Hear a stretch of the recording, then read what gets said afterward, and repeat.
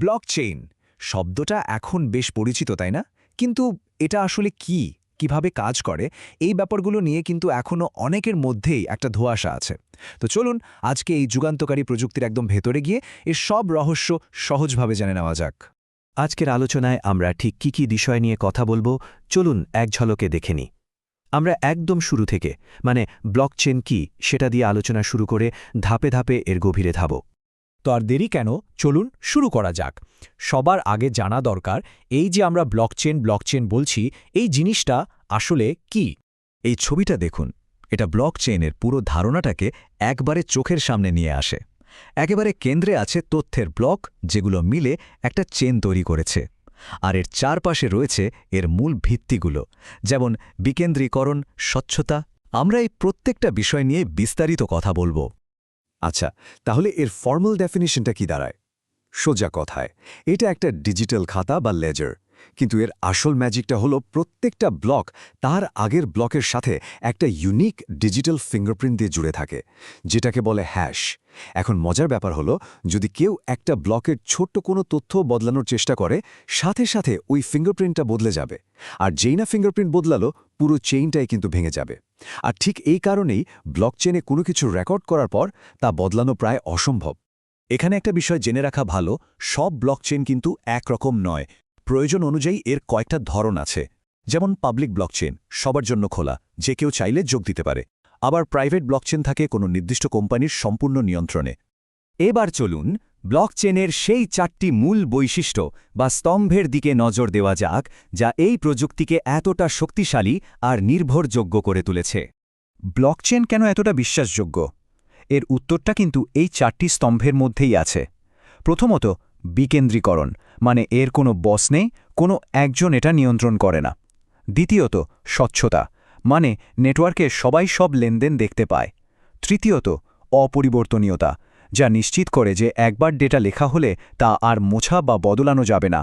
আর সবশেষে এর নিরাপত্তা, যা আসে খুবই শক্তিশালী ক্রিপ্টোগ্রাফি থেকে। কিন্তু একটা প্রশ্ন আসতেই পারে, যেহেতু কোনো বস নেই, তাহলে একটা নেটওয়ার্ক কিভাবে সিদ্ধান্ত নেয় যে কোনটা সঠিক লেনদেন আর কোন ব্লকটা চেনে যোগ হবে? এখানেই আসে কনসেনসাস বা ঐক্যমত্যের ধারণা। এর দুটো জনপ্রিয় উপায় হলো প্রুফ অফ ওয়ার্ক আর proof of stake. Proof of ওয়ার্কে অনেক কম্পিউটিং পাওয়ার দিয়ে জটিল অঙ্ক কষতে হয়, আর প্রুফ অফ স্টেক তুলনামূলকভাবে অনেক বেশি পরিবেশ বান্ধব। চলুন এবার এই সিস্টেমের একেবারে হার্টে চলে যাই, মানে এর ইঞ্জিনটা কিভাবে চলে সেটা দেখি। এই প্রসেসটার নাম হলো মাইনিং, আর এই মাইনিংয়ের মাধ্যমেই কিন্তু নতুন নতুন লেনদেন চেইনে যুক্ত হয়। পুরো ব্যাপারটা কিন্তু বেশ গোছানো। আমরা এটাকে 5টা সহজ ধাপে বুঝতে পারি। যখনই কোনো লেনদেন হয়, মাইনাররা সেগুলো এক জায়গায় করে একটা নতুন ব্লক বানানোর প্রস্তাব দেয়। এরপর শুরু হয় একটা প্রতিযোগিতা, একটা জটিল গাণিতিক ধাঁধা সমাধানের। যে মাইনার সবার আগে সেই ধাঁধা সমাধান করতে পারে, সেই ওই নতুন ব্লকটা চেনে যোগ করার সুযোগ পায়, আর পুরস্কার হিসাবে কিছু ক্রিপ্টোকারেন্সি পায়। বেশ, তো তত্ত্ব নিয়ে কথা হলো। এখন প্রশ্ন হলো, বাস্তব জীবনে এর প্রয়োগ কি? চলুন দেখি এই প্রযুক্তি আমাদের চারপাশের বিভিন্ন শিল্পকে কিভাবে বদলে দিচ্ছে। অনেকেই ভাবেন ব্লকচেন মানে শুধু ক্রিপ্টোকারেন্সি, কিন্তু না, ব্যাপারটা মোটেও তেমন নয়। এর ব্যবহার কিন্তু অনেক ব্যাপক। যেমন ধরুন সাপ্লাই চেইন, একটা প্রোডাক্ট ফ্যাক্টরি থেকে শুরু করে দোকান পর্যন্ত পৌঁছানোর প্রত্যেকটা ধাপ যদি স্বচ্ছভাবে ট্র্যাক করা যায়, তাহলে কি আর নকল জিনিসের কোনো সুযোগ থাকে? একদমই না। আবার ধরুন স্বাস্থ্য খাতের কথা, রোগীর সেন্সিটিভ তথ্যগুলো একদম নিরাপদে এক হাসপাতাল থেকে অন্য হাসপাতালে শেয়ার করা সম্ভব। এমনকি ভোটিং সিস্টেমকেও কিন্তু এটা পুরোপুরি স্বচ্ছ আর জালিয়াতি মুক্ত করে তুলতে পারে। এর আরেকটা অসাধারণ প্রয়োগ হলো স্মার্ট কন্ট্রাক্ট। ভাবুন তো একটা ডিজিটাল ভেন্ডিং মেশিনের কথা। আপনি পয়সা ফেলেন, শর্ত পূরণ হয়, আর মেশিনটা নিজে থেকেই আপনার পছন্দের জিনিসটা দিয়ে দেয়। স্মার্ট কন্ট্রাক্টও ঠিক তাই। এটা একটা কোডের মাধ্যমে লেখা চুক্তি, যার নির্দিষ্ট শর্ত পূরণ হলে কোনো উকিল বা মধ্যস্থতাকারী ছাড়াই নিজে নিজে কার্যকর হয়ে যায়। আচ্ছা, একটা সাধারণ প্রশ্ন প্রায়ই ওঠে, ব্লকচেইন যদি এত খোলামেলা হয়, তাহলে এটা নিরাপদ থাকে কিভাবে?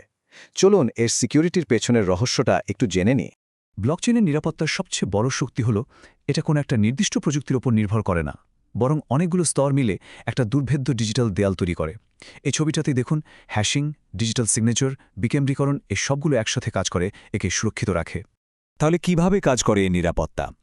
হ্যাশিং টেকনোলজি নিশ্চিত করে যেন ডেটার সামান্যতম পরিবর্তনও ধরা পড়ে যায়। ক্রিপ্টোগ্রাফি ব্যবহার করে লেনদেন যে সঠিক ব্যক্তি করেছে তা নিশ্চিত করা হয়।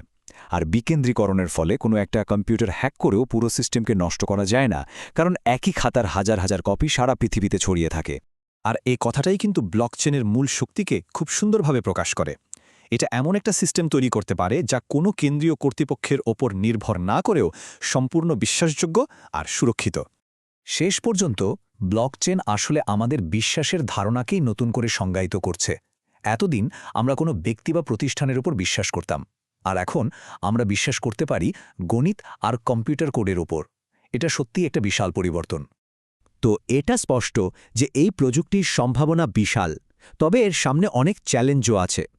এই সবকিছু মিলিয়ে ব্লকচেনের ভবিষ্যৎ ঠিক কোন পথে এগোবে বা কোন ক্ষেত্রে এর সবচেয়ে বড় প্রভাব পড়বে, সেটা কিন্তু সত্যি ভাবার মতো একটা বিষয়।